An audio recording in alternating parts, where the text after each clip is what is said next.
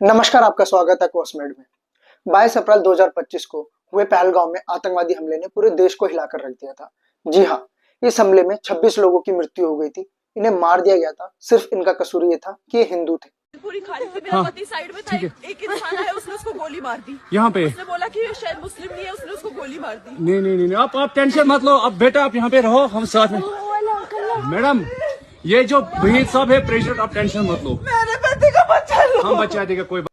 जो पाकिस्तानी आतंकवादी आए थे, उन्होंने ओवरग्राउंड वर्कर की मदद से इस हमले की रेकी की थी और 22 अप्रैल को इस हमले को अंजाम दिया। इस हमले में शामिल थे कम से कम 4 से 5 आतंकवादी और कुछ ओवरग्राउंड वर्कर, जिन्होंने इनकी मदद करी थी छिपने में।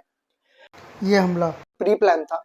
15 दिन पहले ये आतंकवादी आते हैं और पहलगांव की बैसरान वैली के साथ साथ बेताब वैली अम्यूजमेंट पार्क की भी रेकी करते हैं।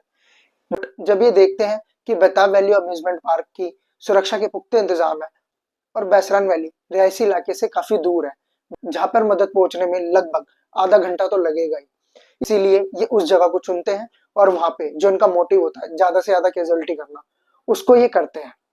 देखा जाए तो इसमें ओवरग्राउंड वर्कर इनका पूरा पूरा साथ देते हैं। ये पहले से ही उस जगह पे छिपे होते हैं और जब 1:30 बज रहा होता है दोपहर का, एक पीक टाइम होता है, वहां पे लोग आना शुरू होते हैं, खाने के लिए जाना शुरू होते हैं मैगी पॉइंट्स पे और फूड स्टॉल्स पे। तब ये लोगों को फूड स्टॉल पर इकट्ठा करते हैं, पूरी वैली में से एक जगह लेके आते हैं और लोगों को उनका नाम और धर्म पूछकर गोलियां मार देते हैं। बस उनका कसूर ये था कि वो हिंदू थे और अपने ही देश में दूसरे राज्य में घूमने गए हुए थे। उन लोगों से उनका नाम और धर्म पूछकर गोलियां मारने के बाद कई लोगों से ये कलमा भी पढ़वाते हैं। जो लोग कलमा नहीं पढ़ पाते, उन्हें भी मार दिया जाता है। हाँ, ये सब ये उन परिवार की आंखों के आगे कर रहे होते थे जिस शख्स को इन्होंने मारा होता है। एक औरत आतंकवादी से बोलती भी है कि तुमने मेरे पति को तो मार दिया है, अब मुझे भी मार दो। बट वो कहता है कि जाके मोदी को बता देना। इट्स मीन्स कि अपनी गवर्नमेंट को बता देना। और इसके बाद आतंकवादी जंगलों में छिप जाते हैं और अभी तक ये आतंकवादी पकड़े नहीं जा सके हैं, क्योंकि इनकी मदद कर रहा है ओवरग्राउंड वर्कर। इनमें से 3 आतंकवादियों की पहचान हो चुकी है, जिसमें से 2 आतंकवादी पाकिस्तानी मूल के हैं, एक आतंकवादी कश्मीरी मूल का है। ये तीनों आतंकवादी का लिंक है लश्कर तैयबा से। इसमें जो कश्मीरी मूल का आतंकवादी है, वो ट्रेनिंग लेके आया है पाकिस्तान।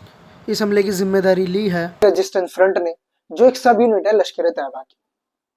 के बाद सरकार ने 14 आतंकवादियों की लिस्ट जारी की है, जिसमें से 10 आतंकवादियों के घर हमारे सुरक्षा बल ने ध्वस्त कर दिया है। इसी के साथ साथ काफी सारे ओवरग्राउंड वर्करों को हिरासत में लिया गया है, उनसे पूछताछ चल रही है। और हमारे अमित शाह जो होम मिनिस्टर है, इस हमले के बाद बैसरान वैली के दौरे पर गए थे।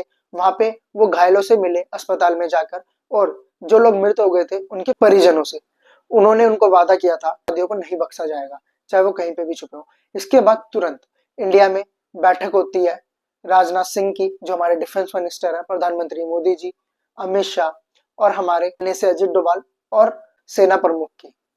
इसमें फैसला लिया जाता है, सबसे पहले डिप्लोमेटिक एक्शन लिया जाता है, जिसमें इंडस वाटर ट्रीटी पे एज इट इज रोक लगा दी जाती है। पाकिस्तान के जो हाई कमीशन है, उनके स्टाफ को कम कर दिया जाता है।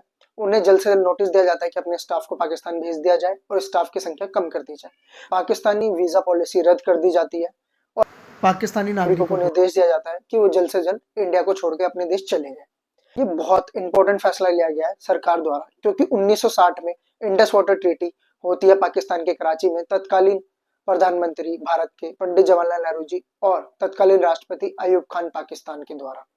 इस संधि में वर्ल्ड बैंक ऐसा मीडिएटर होता है। इस संधि के तहत जो इंडस की ट्रिब्यूटरीज है, उन्हें 2 भागों में बांट दिया जाता है, eastern and western river. Eastern जो नदियां है उसमें आती है सतलुज, रवि, ब्यास। वेस्टर्न जो रिवर है उसमें आती है इंडस, झेलम और चेनाब।